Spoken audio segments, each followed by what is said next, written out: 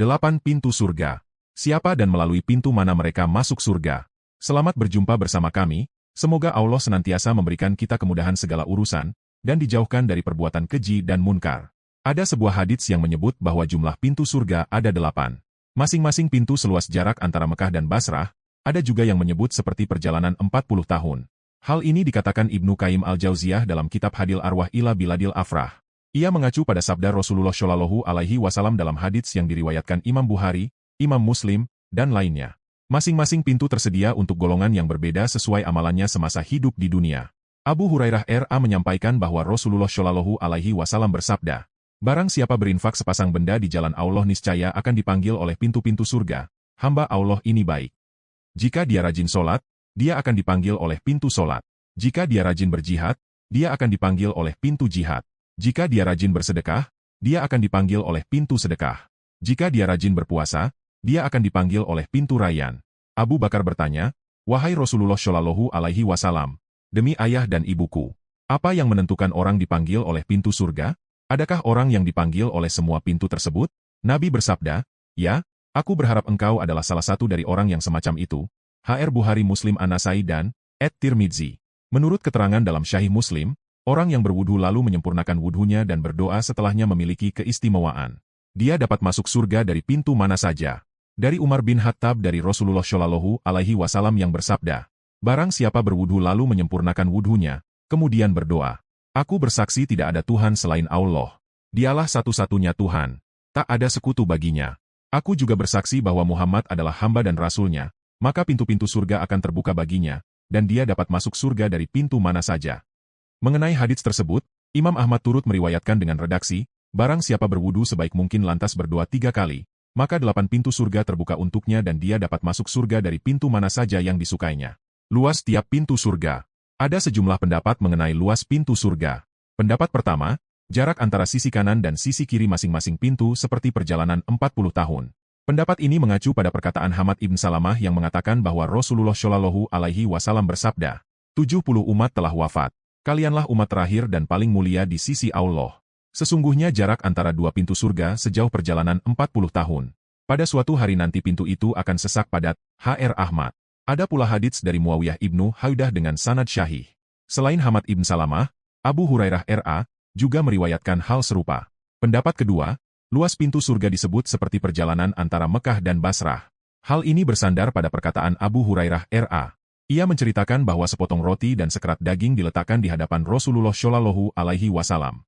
Kemudian Rasulullah memakan bagian lengan kambing, bagian yang paling beliau sukai, sambil menggigitnya beliau berkata, "Aku Tuan manusia di hari kiamat."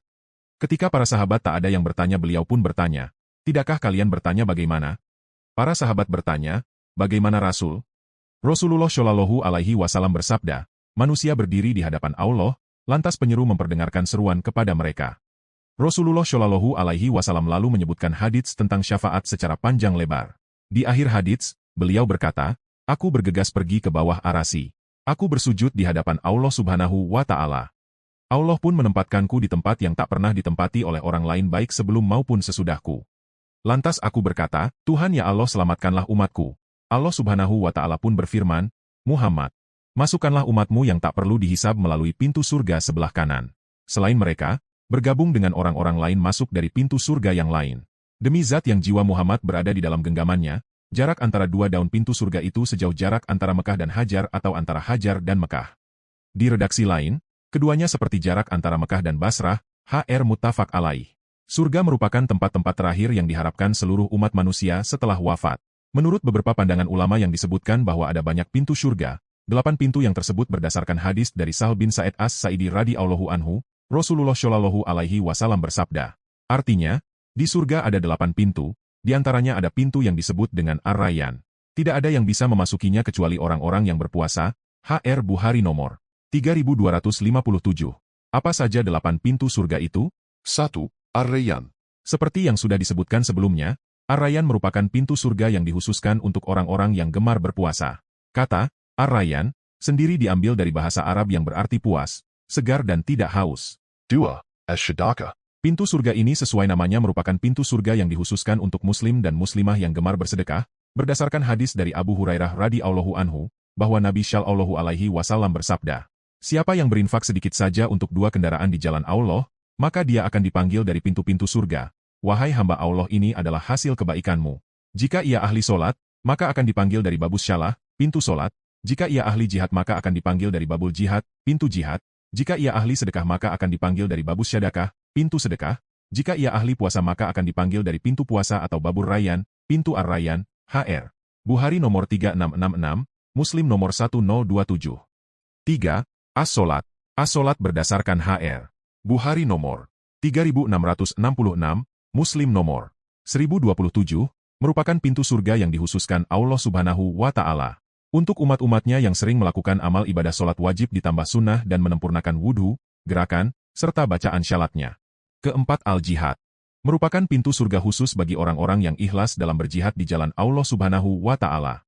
5. Ad-Zikir. Pintu surga yang satu ini merupakan pintu surga yang Allah Subhanahu wa Ta'ala khususkan untuk umat Islam yang gemar berzikir. Yang keenam, al-Aiman.